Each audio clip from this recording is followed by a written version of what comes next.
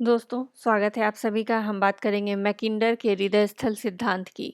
हेल्फोर्ड मैकिंडर्स heartland theory.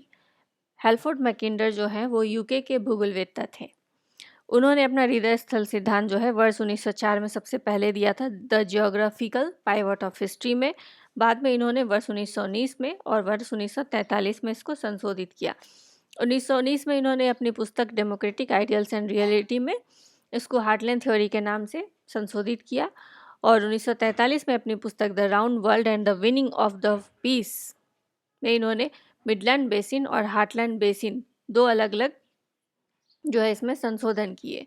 तो सबसे पहली बार जब उन्होंने अपना सिद्धांत 1904 में अपनी पुस्तक the geographical pivot of history में दिया, उस समय उन्होंने बताया कि यूरोप का जो विशिष्ट दर्जा था समुद्री यात्राओं के कारण उसका अंत हो चुका है। भविष्य में जो है स्थलीय शक्तियाँ अब ज़्यादा महत्वपूर्ण होने वाली है।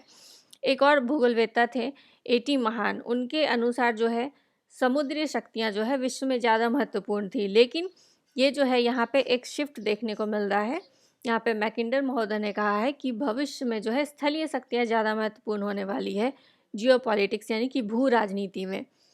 और उन्होंने यूरोप, एशिया और अफ्रीका का जो संयुक्त भू क्षेत्र है उसको उन्होंने विश्वद्वीप यानी कि वर्ल्ड आइलैंड की संज्ञा दी। मैकिंडर के अनुसार वर्ल्ड आइलैंड जो है वो पृथ्वी के संपूर्ण क्षेत्रफल का जो है पृथ्वी के संपूर्ण स्थलखंड के क्षेत्रफल का 2/3 है, 2/3 भाग है।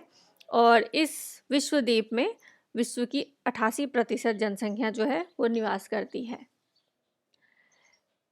अपनी पहली थ्योरी में उन्होंने विश्व के जो स्थलीय क्षेत्र हैं उनको 3 स्तरों में बांट दिया। सबसे पहला को उन्होंने हृदय स्थल या फिर पाइवट एरिया यानी कि धुरीय भूमि का नाम दिया। दूसरे स्तर में उन्होंने आंतरिक अर्धचंद्राकार पेटी यानी कि इनर क्रिसेंट का नाम दिया और तीसरे स्तर को उन्होंने बाह्य या फिर द्वीपीय अर्धचंद्राकार पेटी यानी कि आउटर इंसुलर क्रिसेंट का नाम दिया। तो जो हृदय स्थल है यानी कि धुरीय भूमि पाइवट एरिया, उसका विस्तार जो है उन्होंने वोल्गा नदी से साइबेरिया के क्षेत्र तक बताया, जो कि रूस में अवस्थित है। उन्होंने बताया कि ये जो क्षेत्र है ये एक किले की तरह है, जिसके पूर्व, पश्चिम और दक्षिणी क्षेत्र में पर्वत और पठार जैसे दुर्गम क्षेत्र हैं, इसलिए यहाँ पे जो है समुद्री शक्तियाँ प्रवेश नहीं कर सकती। यह बिल्कुल ही अभेद्य है और इसमें आर्कटिक का अपवाद क्षेत्र और आंतरिक यूरेशिया क्षेत्र जो है वो शामिल है।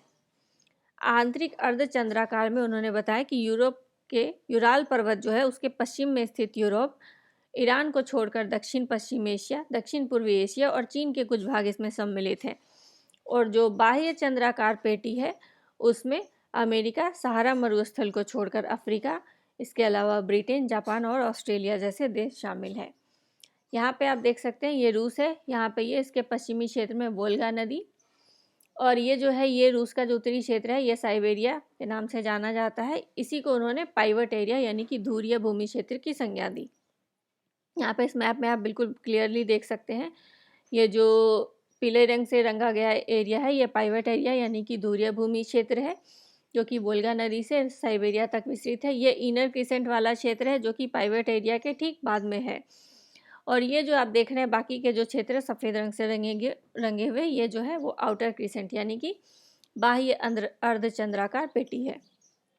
अब उन्होंने 1919 में जो संशोधन किया था, ये संशोधन जो है वो प्रथम विश्व युद्ध के बाद प्रकाशित पुस्तक डेमोक्रेटिक आइडियल्स एंड रियलिटी में उन्होंने प्रस्तुत किया था। और मैकिंडर के अनुसार ये था कि जर्मनी ने जो है रूसी हृदय स्थल का प्रयोग करते हुए संसार पर प्रभुत्व जमाने की प्रयास किया, इसीलिए प्रथम विश्व युद्ध हुआ था। यहाँ पे हृदय स्थल में उन्होंने पहली बार जो है 1919 में उन्होंने हृदय स्थल शब्द का प्रयोग किया, जिसमें धुरीय भूमि यानी कि जो पाइवट एरिया है उसके साथ साथ उन्होंने पूर्वी यूरोप का जो क्षेत्र है उसको भी इसमें जोड़ दिया। उन्होंने ये माना कि हृदय स्थल क्षेत्र में जो है समुद्री शक्तियाँ प्रवेश नहीं कर सकती हैं। इसमें भी आर्कटिक अफवाह और महाद्वीपीय अफवाह दोनों शामिल थे। इसके अलावा इन्होंने इसमें कुछ नए एडिशन भी किए, जैसे बाल्टिक सागर, डेन्यूब नदी का मध्य और निचला भाग, काला सागर, एशिया माइनर, आर्मेनिया, फारस, तिब्बत और मंगोलिया। इन्होंने इसमें अपने नए संशोधन में संसार द्वीप का सिद्धांत दिया, जिसे उन्होंने यूरे अफ्रेशिया का नाम दिया। और वैश्विक सामरिकता का उन्होंने सूत्र दिया। मैकिंडर के अनुसार who rules east Europe commands the heartland, who rules heartland commands the world island. And who rules world island commands the world. यहाँ पे आप देख सकते हैं बाल्टिक नदी, काला सागर, डेन्यूब नदी, वोल्गा नदी, ये सबको उन्होंने अपने नए संशोधन में हार्टलैंड में ऐड कर दिया, यानी कि ये जो यूरोप है इसका ये पूर्वी क्षेत्र है। अब यहाँ पे आप देख सकते हैं 1904 में ये जो है ये हृदय स्थल था, लेकिन 1919 में ये सारे क्षेत्र भी इसमें, ये जो ग्रीन कलर से रंगे गए हैं ये सारे क्षेत्र भी इसमें जोड़ दिए गए। अब 1943 की उनकी संशोधित संकल्पना उन्होंने अपनी पुस्तक the round world and the winning of the peace में प्रस्तुत की, जिसमें उन्होंने ये बताया कि जो संयुक्त राज्य अमेरिका है और पश्चिमी यूरोप है इनमें काफ़ी भौगोलिक समानताएं हैं, इनमें पर्याप्त वर्षा होती है और ये कोयला का भंडार भी है यहाँ पे।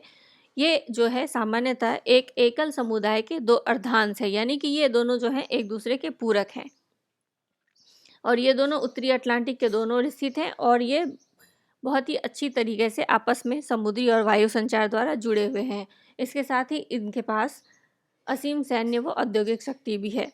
इसी कारण से उन्होंने इस क्षेत्र को मिडलैंड बेसिन यानी कि मध्य भूमि बेसिन का नाम दिया, जिसमें यूएसए का पूर्वी क्षेत्र, उत्तरी अटलांटिक महासागर और यूरोप का पश्चिमी क्षेत्र शामिल है।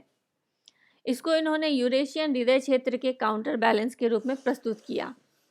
येनेसी नदी का पूर्वी भाग जो है उसको उन्होंने लीना लैंड का नाम दिया, क्योंकि ये उबड़ खाबड़ क्षेत्र और वनाच्छादित क्षेत्र है और जिसका उन्होंने कोई भी आर्थिक महत्व नहीं माना। और रूस का हृदय स्थल को उन्होंने मध्य भूमि बेसिन से जो है वो अलग कर दिया, यानी कि इसमें उन्होंने अपने 1943 की संशोधित संकल्पना में दो शक्ति केंद्र को माना, एक तो मध्य भूमि बेसिन और एक दूसरा हो गया हृदय स्थल बेसिन। अब कुछ फैक्ट्स वोल्गा नदी के बारे में जान लेते हैं। वोल्गा नदी जो है वो यूरोप की सबसे लंबी नदी है। ये जो है वल्दाई हिल से निकलती है, जो कि रूस की राजधानी मॉस्को के नॉर्थ वेस्ट में अवस्थित है। ये आप देख रहे हैं यहाँ पे ये मॉस्को है, इसके नॉर्थ वेस्ट में वल्दाई पहाड़ी है, जहाँ से ये वोल्गा नदी निकलते हुए कैस्पियन सागर में अपना जल विसर्जित करती है। इसके बाद येनिसी नदी जो है वो दुनिया की 5वीं सबसे लंबी नदी है, जिसका स्रोत जो है वो मंगोलिया है और ये इसका मुहाना कारा सागर में अपना जल विसर्जित करती है। यहाँ पे आप देख सकते हैं रूस के बिल्कुल मध्यवर्ती भाग में येनिसी नदी बहती है और ये आर्कटिक महासागर में बहने वाली सबसे बड़ी नदी प्रणाली है। यहाँ पे आप देख सकते हैं ये जो है मंगोलिया, यहाँ से ये नदी निकलते हुए रूस में बहते हुए यहाँ पे कारा सागर में अपना जल विसर्जित कर रही है। धन्यवाद दोस्तों।